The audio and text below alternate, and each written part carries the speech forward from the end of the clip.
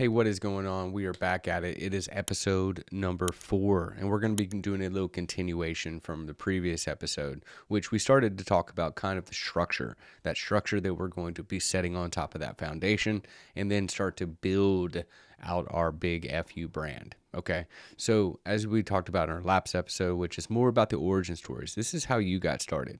But this today, what we're going to be talking about over these next few minutes is going to be really focused on the business side of things. Okay. So, we talked a lot about origin stories last week. This week, it's all about the business. Okay.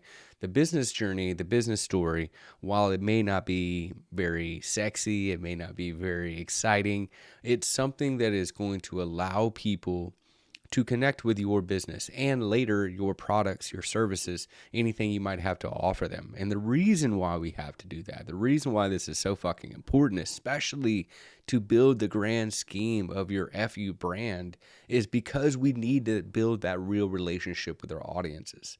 As we attract more people into our world, we need them to be able to connect with our business, not just who we are, like, yo, I really like this dude, or I really like that chick, they're really cool, da da da da.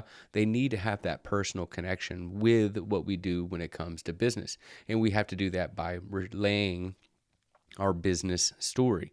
Okay, now again, I wish there was some way to sexify it up. I wish there was some way for me to tell you that, hey, this, we can shift it and make it sound all this. But the nuts and bolts is to build relatability. That's what the business story is all about in the first place. Now, as we go through this, we have next episode, we're going to be talking about more stories, but then we're also going to be talking about how to deploy them. So if at this point you're wondering, how the hell do I deploy my stories? Don't worry, don't stress. We're going to be covering that as we build through this, okay? So stick with me. Let's rock and roll on this thing. So your business journey, your business story, okay, that is going to alter over time, okay, from the moment you first started it to the point where you are now, the point where you'll be in the future. It will change. It will evolve with your business. So don't feel like that once you've thought of this, once you've kind of put in the work to decipher your own business story, that all of a sudden, like, you're stuck with it. Like, oh, I've got to repeat this thing over and over and over. And even though a brand is more powerful when this story is repeated, we don't have to live in that exact same story. Think of it like this. If you ever listen to hip hop, if you ever listen into like rock and roll, you ever listen to any kind of music, when they first start, there's a certain appeal to it. They're sharing different aspects of them. They're talking about different things. There's different layers to what they bring to their music. But over time, it evolves. Now, you may not be a hip hop person. I absolutely love hip hop.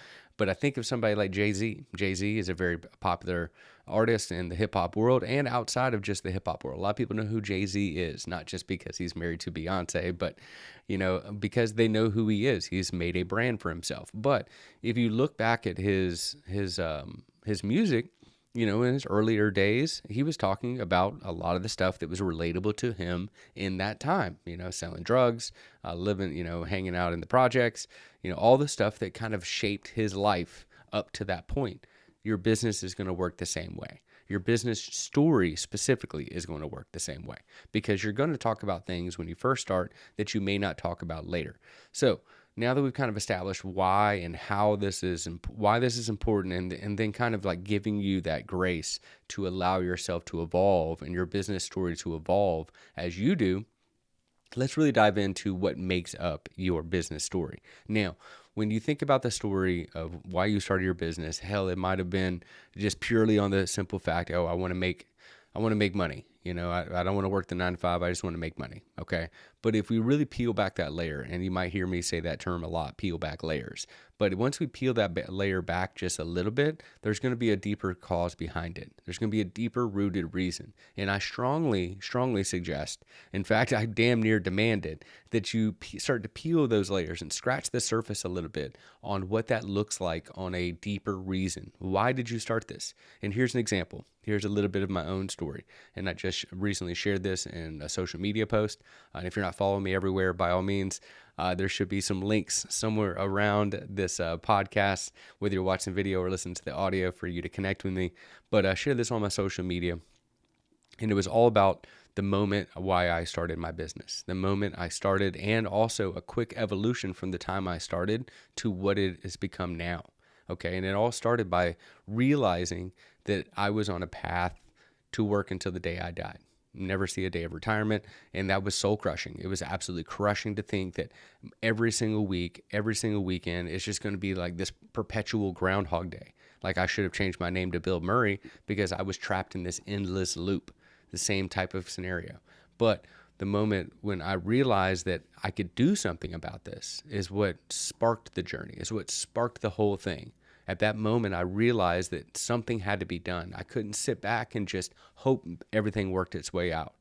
But as that my business evolved from the brand new beginner to where I am now, it began to become more external, beyond just serving my partner and trying to help, kind of build that better life for her and myself. It really became about other people. It became about other people who were like me, people who maybe didn't really want to go that traditional path through life. You know what I mean. Go to school, get good grades, go get the job, work until hopefully you can retire. But for me, going to school, doing all that stuff wasn't for me. So I immediately thought of people just like myself, people who only knew the skills that they learned while they were trained on a job.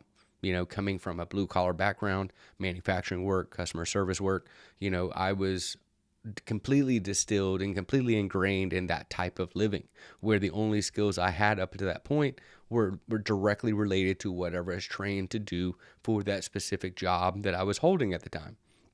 Well, knowing that, and knowing that I had unlocked kind of I would say almost like a cheat code to changing this for myself, I immediately felt compelled and driven, like a deeper purpose to go out and try to help serve other people who are just like myself.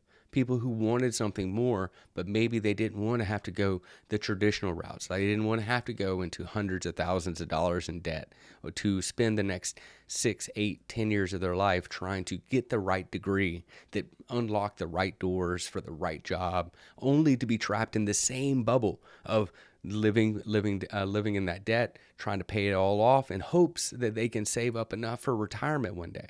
It's a vicious cycle that so many people get caught in. And I felt driven and called to serve more of those people because I wasn't the only one that wanted something more. In fact, there's probably somebody watching and listening to this right now who is thinking, hey, I want more of my life. I want to be able to leverage the cool shit that I like to do, and I want to be able to create something from it. I don't want to have to be trapped in the cycle of, working Monday through Friday, just trying to get through the week to try to enjoy life for maybe 48 hours. Okay. I also felt completely compelled for those who are already in business, who have been led down a rabbit hole that leads to nowhere, a rabbit hole of the same gimmicky marketing tactics and the same gimmicky guru bullshit that so many people get fed. I had been actually fed up at that point in time that I felt completely committed and driven to create something that served these people directly. And when you serve people, when you make serving people a focal point, that's when the real sauce starts to brew. That's when everything starts to bubble up and things start to change. For me, it was leading up to, over, almost $1 million in revenue since the beginning of 2022. At this point, it's a lot changed. And without sitting here saying, hey, look at me, I've made all this money, I want to kind of compel you to find this same kind of like a backing or story in your own journey. And I guarantee the more you scratch that surface, the more you will find a deeper purpose, whether that's to serve someone who feels less than themselves or wants more fulfillment through relationships, or whatever service or products that you might want to be offering. All you have to do is really diagnose that deeper reason why. Why did you go out there and create those arts and crafts? Why are you creating this course? Why did you create your business? Why do you feel called to serve other people? And when you start to really diagnose and really open yourself up to understanding why you did this in the first place, not only will you find a deeper purpose to keep you driven towards the destination that you want to achieve, but you will also be able to relate to other people, either A, who are doing the similar things as you, or want to do similar things as you, or just want to buy your products and services, which that's what we want to do. We want people to buy from us. And in order to do that storytelling aspect, that real relatableness that happens when we start to share who we are, that's when they can really truly connect with us. And that's when they can truly connect with our business as well. So I want you to take this and I want you to go out and start writing this stuff down. Why did you create this business that you're starting? If you haven't begun yet, why do you want to start? If you've already started, why did you start? Okay, if you started a little while back and you're evolving, what sparked the evolution? Okay, you notice these are big climactic moments along the journey, and that's going to be a little sneak peek into next week when we're talking about our final story and how to deploy these stories. Because knowing what the stories are one thing, being able to deploy them on a repetitive basis so you feel like you can connect with your audience is going to be the whole tactic behind it. Okay, so this isn't just going to be, hey, you need to think about all this stuff, but you don't know how to deploy it. We're going to tell you how to deploy it. Well, I'm going to tell you how to deploy it. But the point is really start to look at that. What were those big moments? What were those big moments for you? Okay, because when you start to pinpoint those moments, you can pinpoint the layers that you need to start peeling back, and then you're going to be able to pinpoint and really create a audience around your business, your brand, you're going to be able to evolve into whatever you want. Really building that big FU brand. Okay, so we're going to wrap it up here, but go out there, start jotting this stuff down, start thinking about it. Get you a little notepad. I always keep one close by.